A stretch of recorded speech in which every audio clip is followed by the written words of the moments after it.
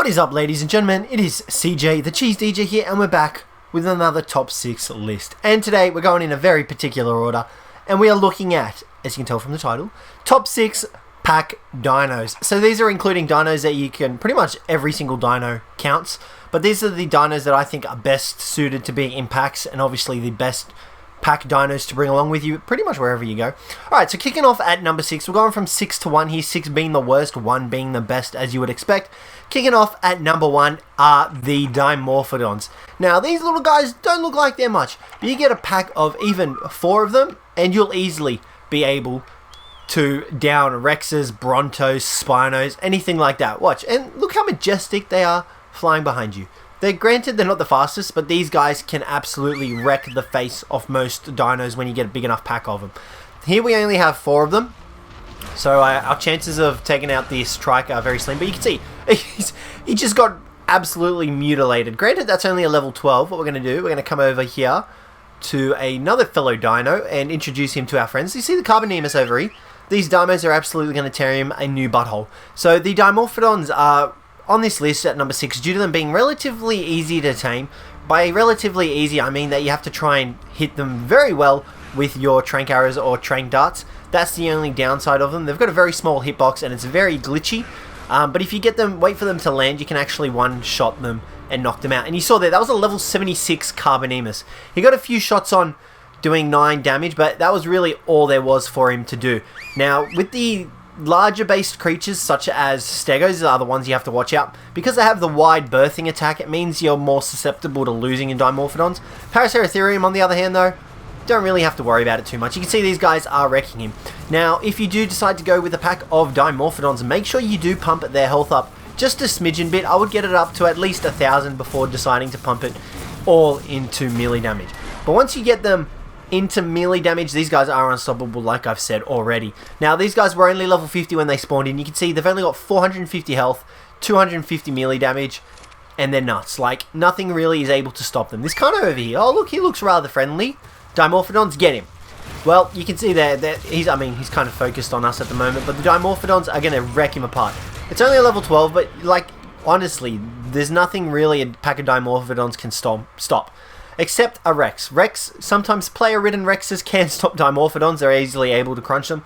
But the Dimorphodons are number 6 on that list for all the reasons that I just listed. Coming in at number 5 are the Diabears. Now, these guys might look like much, but my gosh, these guys are easily some of the tankiest dinos you can tame in Ark. Like, I am not even crapping you one little tiny bit. These guys are absolutely nuts. Now, you can see we're currently riding one. The good thing as well about this is if you choose to ride one, you are also able to pretty much use your weaponry on the back of them, which is really useful. Now, these guys have an incredibly high amount of weight, which is also a bonus if you plan on using them for PvP purposes. Now, these guys are only level 50s, so keep that in mind, but you can easily tame up level 100 ones that just absolutely wreck Rexes. Like, you can use them to take on bosses even. Granted, they're not as powerful as Rexes, but these guys are still incredibly powerful. Okay, now they're not following us here, so we're just going to line up another attack. You can see the Scorpion down here. The Dimorphodons, I think, want a piece of the action. We're going to get all these Diabears to come with us, and then we're going to show you just how powerful they really are. Okay, so Diplodocuses are known for their huge amount of health. Now, Diabears are not known for how powerful they are. They absolutely wreck the faces off everything. You can see here we're hitting 153s, 181s. The poor Diplo hasn't even got a chance to bloody breathe. Now, that was only a level 4, but you can see the destructive power behind the Diabears. Now, another bonus that they have is if you choose to ride on your so-called alpha one that you so designate, so obviously the one that has the highest level, most melee damage, most health, then you also get the speed bonus, which they don't get while being on the floor, but you can see he just practically gains speed over a distance.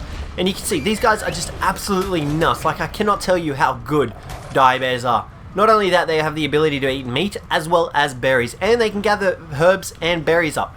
Mushrooms and berries.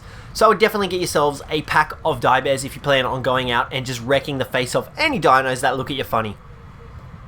Coming in at number 4 are the Hyaenodons. Now, these guys are much like the Direwolves, the Diabears, you know, the Dimorphodons. They're kind of all mixed into one little thing. Now, before we get into their like damage kind of side of things, they actually also get a mini saddle that you can't use to ride them, but you can use it to store meat.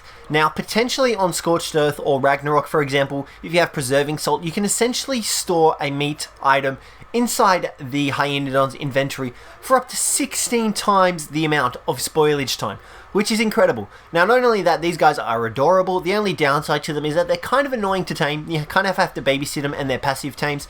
You also have to make sure you separate them from the rest of their pack, but once you do, these guys are absolutely beastly when it comes to damage.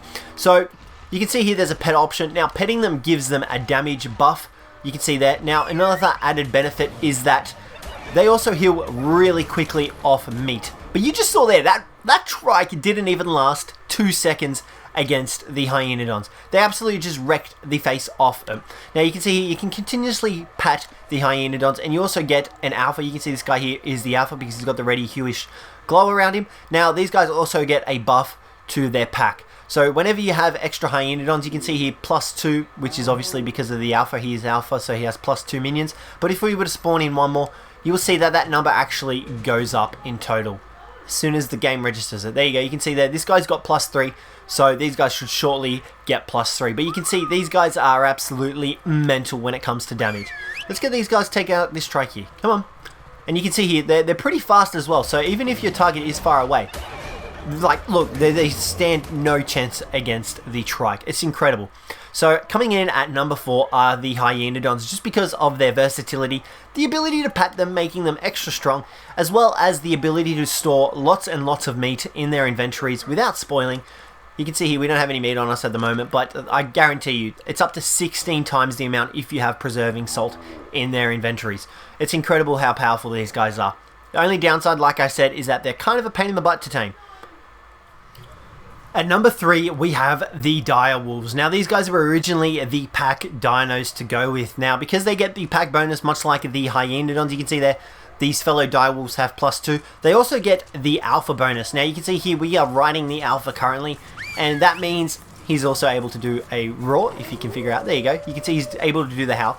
But he also commands his minions, pretty much. No, I'm just joking. That's just the player. But you can see here, the Direwolves hit 110 and 101. Now, they are just the minions. But you can see here, the Alpha is actually hitting 161. That is the incredible part. Now, while they're doing this, if we summon in more, you just remember, the Alpha Direwolf hit 161 damage. If we were to summon in more Direwolves here, you'll see that this number goes up exponentially. So essentially, you can see that he's hitting 175. So with the Direwolves, you can have a pack bonus of up to 5, which means your main damage on your Direwolf increases up by 20%. Now, you can see here they're also mate boosted, which also increases the Direwolf's percentage. And, you know, you imprint on it, say you imprint on a bred Direwolf for 100%. That is essentially your Alpha Direwolf will be able to hit 80% extra on top of the damage he would be hitting without the Direwolves around him. So say for example we run off with this little dude, we're just going to run off around our own here, and you can see there we've lost the Direwolf Alpha. We were hitting 175s on that Diplo. You can see here we're only hitting 69.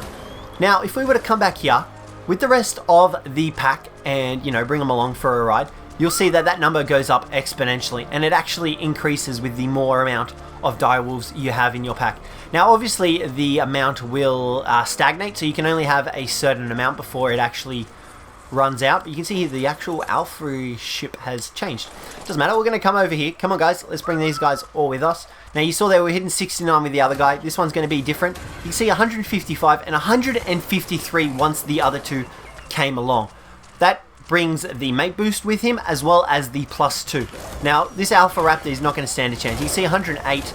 You know, it's just ridiculous how powerful the Direwolves can get.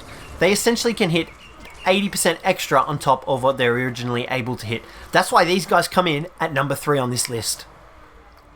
At number 2 on the list, we have the Ravagers. Now, the Ravagers, granted, are not as powerful as the Direwolves are, but they have the added ability of doing the Gnash ability, which means they deteriorate their opponent's health by 10% over a matter, I think it's 10% or 5%, I can't remember 100% sure, but it's over the course of 10 seconds, which essentially you can use to take out Brontos and whatnot.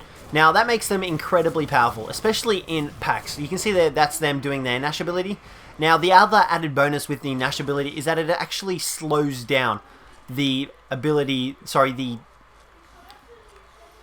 Nash actually slows down whoever it's been used on, so they can't actually escape relatively easily, which makes it a really useful ability.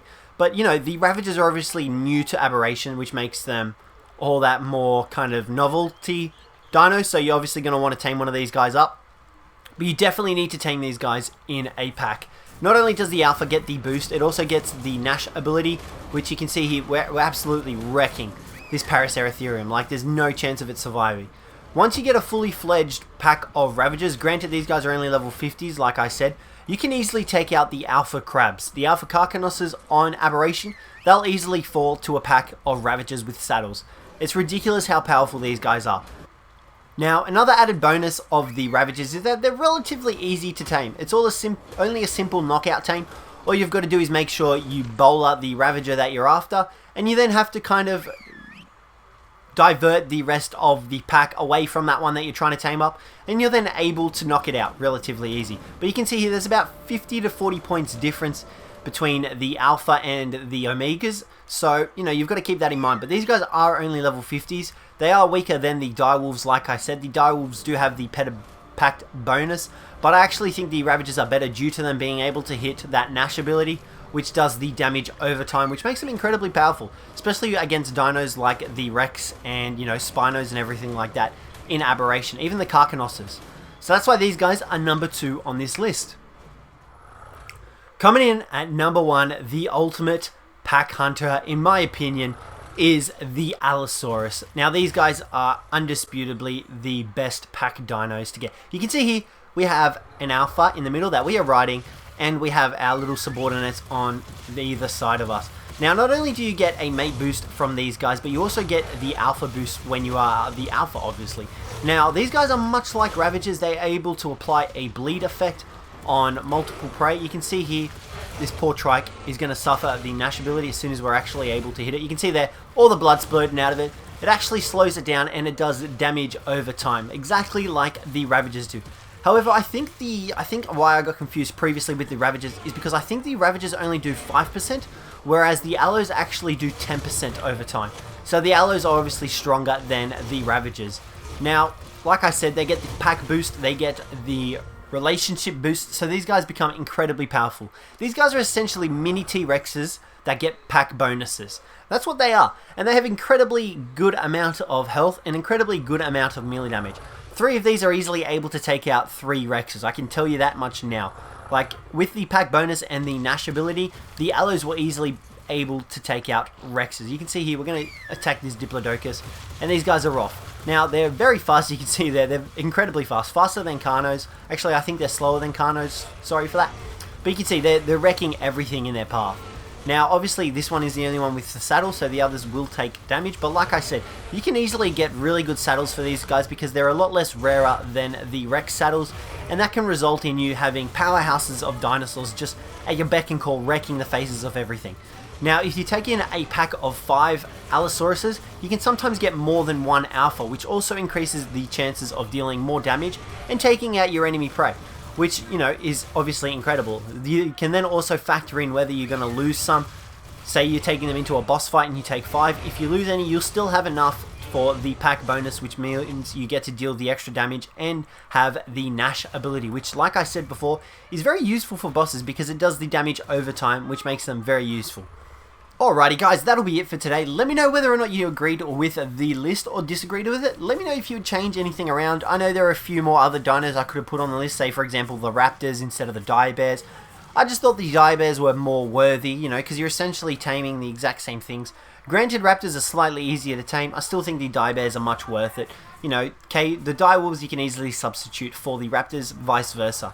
So yeah, let me know whether you enjoyed it or not. Let me know if you'd swap anything, but thanks for watching guys, and hopefully I'll catch you in the next one. Got this soda, Remy boys